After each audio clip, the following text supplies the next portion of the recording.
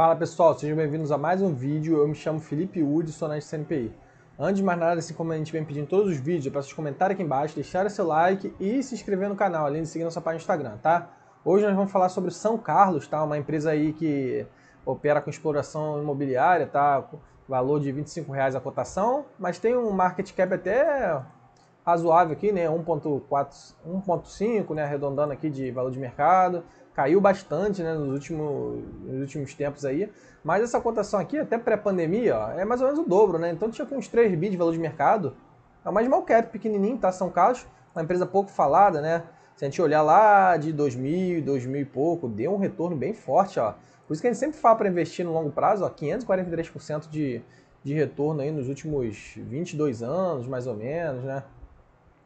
Então teve um retorno bem alto, né? Teria dado mais aqui, né? No período pré-pandêmico, já tinha batido aqui também em 2012 uma alta, mas é uma empresa que oscila bastante, né? Tem períodos aí de oscilação. Acaba que deve estar sofrendo também por conta dessa questão da alta de juros, né? E aí afeta muito esse setor imobiliário. Então a empresa aí tem código de negociação ações ordinárias, final 3 e ações preferenciais, tá? Tem um free float de 38%, mais ou menos. Que os resultados, né, os últimos resultados, deixa eu ver se você está capturando aqui certinho, nos últimos resultados, uma receita oscilando, os últimos 12 meses quase 284, tá? Mas já quase bateu 2021, isso aqui é anualizado, né? Então deve bater 2021, mas 2020 foi superior, 2019 também foi superior, então a gente vê que a receita dela oscilando muito, né? Em 2017 era bem maior, subiu aqui de 2014 até 2016, até 2017, depois caiu de novo, então a empresa andando muito de lado, né? Tem uma margem bruta até altinha, né? A gente vê que a margem bruta, por outro lado, é altinha. Margem EBITDA boa também, né? Margem EBIT, né? Margem EBIT e EBITDA é maior ainda. Essa receita, que a gente chama de top line, né? A linha de cima da DRE, que não está muito legal, né? A gente vê que a empresa não está crescendo muito, mas tem umas margens boas, né? Resultado financeiro impactando muito, então a gente vê que o endividamento pesando, sempre pesou, né, ao longo do tempo, então é uma empresa que vem rodando com resultado financeiro negativo, e aí nos últimos 12 meses, anualizado, prejuízo, mas é uma empresa que normalmente dá um lucro, né, mas lucro bem tímido, né. Vê que o lucro dela também, ó, tem hora que sobe, tem hora que cai, tem hora que sobe, tem hora que cai, né, tem ano que sobe, aí andou de lá 2020, caiu de novo, agora é prejuízo, por conta dessa elevação tão alta, né. Aqui teve um payout aqui não recorrente, tá? O FCO positivo, mas a gente vê que não gera muito caixa, um capex muito pesado, né, nos últimos 12 meses, em 2021 também. Então é uma empresa que precisa de intensivo, apesar disso, fluxo de caixa livre aqui positivo, mas deve ter sido um financiamento aí, né, endividamento. Uma dívida líquida aí de 1.8, né, porque tem uma dívida bruta, quase não tem caixa, né, então 1.8 de dívida, basicamente. Uma alavancagem alta frente ao EBITDA, né? A gente vê que ela tá rodando muito alavancada já há um tempo já.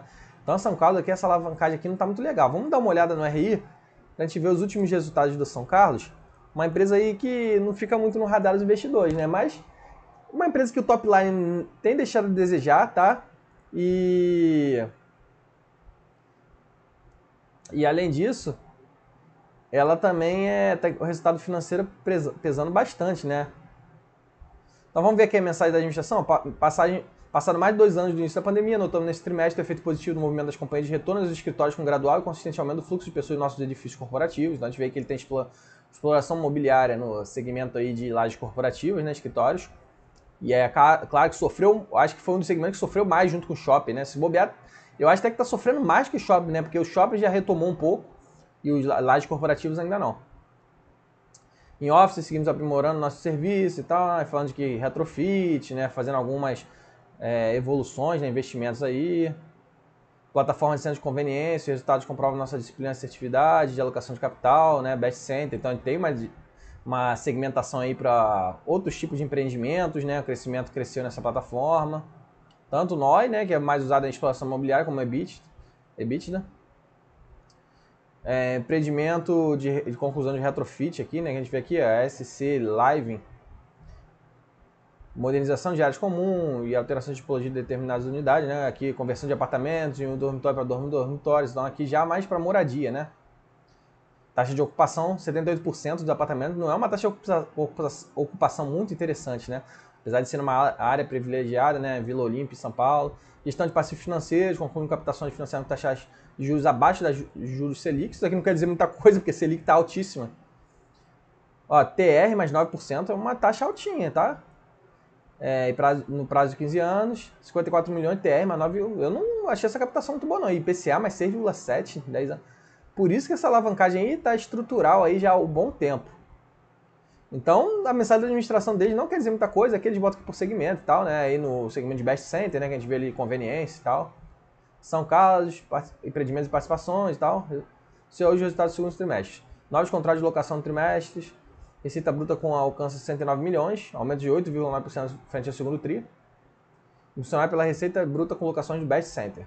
EBITDA 45 milhões, crescimento de 7,3% nos últimos 12 meses e mais 68. Taxa de vacância 19%, valor de mercado do portfólio. Isso daqui é interessante, né? 5,7 bi. Porque assim, muita empresa, principalmente de construção civil, ela não é bem uma empresa de construção, né? É uma empresa de administração imobiliária aí, né?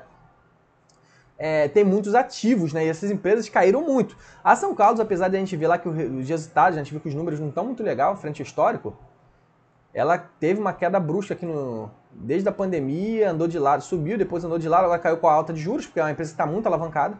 Então, assim, não é uma empresa que me agrada muito, né, pelos resultados históricos, mas a gente vê o valor só do portfólio dela de 5,7 bi, né? E o valor de mercado dela 1,45. Claro que tem a dívida também aqui que a gente pode somar aqui para chegar no valor da firma, né, que é o Enterprise Value. Mas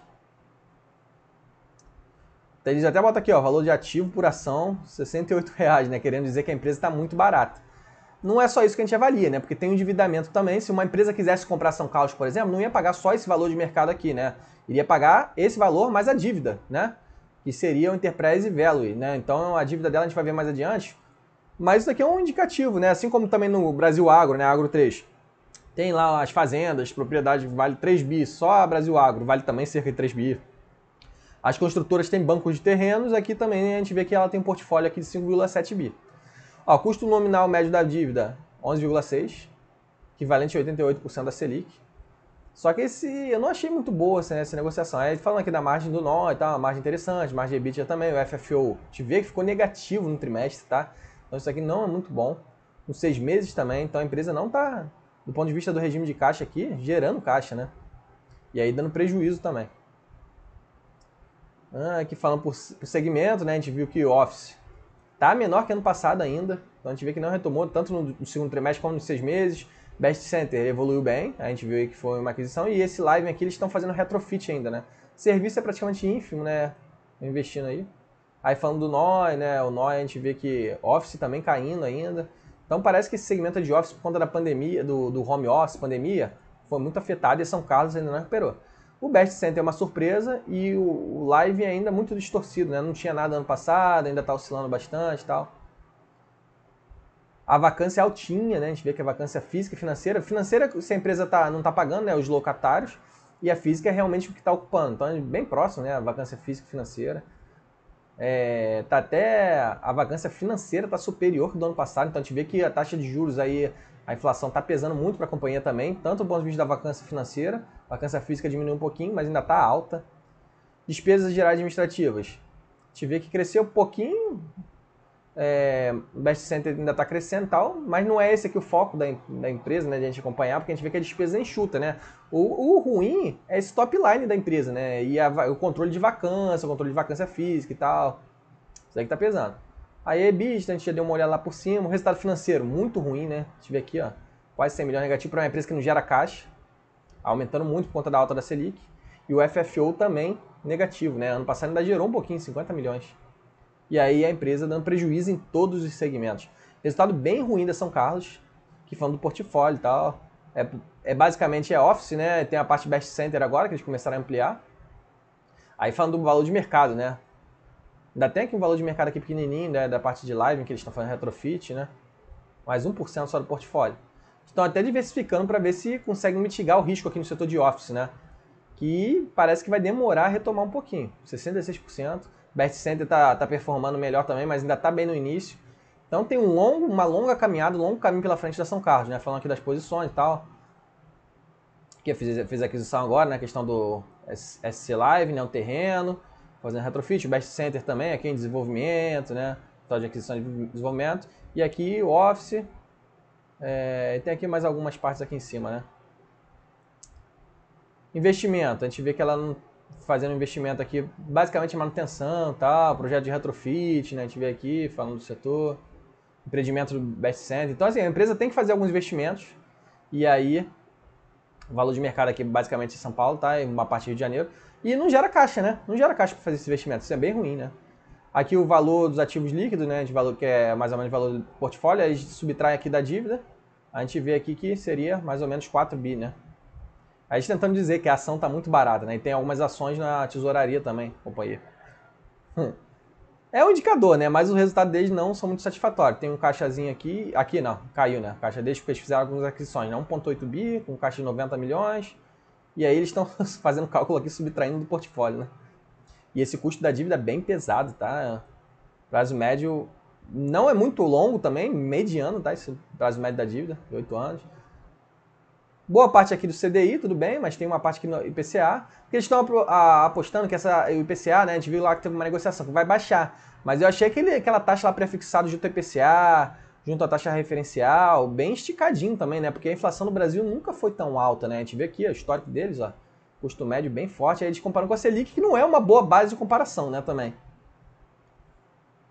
Aqui eu falei aqui, ó, taxa de juros aqui, ó, vinculada mais o TR, ó, 9,2%, bem altinha.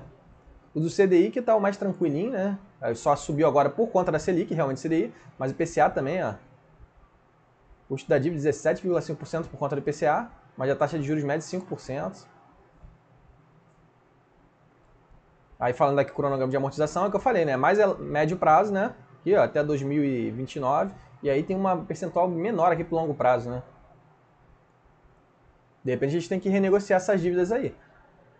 Então, assim, acho que eu não vou nem me estender muito, pessoal, porque a gente está vendo aqui que os resultados da São Carlos realmente é resultado bem ruim, o que pode ser um ponto de atenção aí para quem quer, de repente, ficar posicionado na operação, é que a gente vê que o valor de portfólio deles é bem superior ao valor de mercado, mesmo quando a gente desconta a dívida, né? Mesmo com Enterprise Value, né?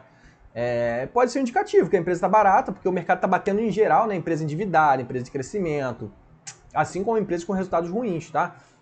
Pode ser um indicativo, porque a bolsa, a gente vê que a bolsa do Brasil anda muito de lado, mas é uma empresa que vem performando muito mal, vem tendo algumas estratégias de reposicionamento, né, de mudança de estratégia, a gente vê ali algumas alocações, mas deve demorar bastante a dar retorno, né, e a gente tem que acompanhar de perto. Pessoal, se vocês gostaram desse vídeo, comenta aí embaixo, deixa seu gostei e se inscreve no nosso canal. Valeu, forte abraço!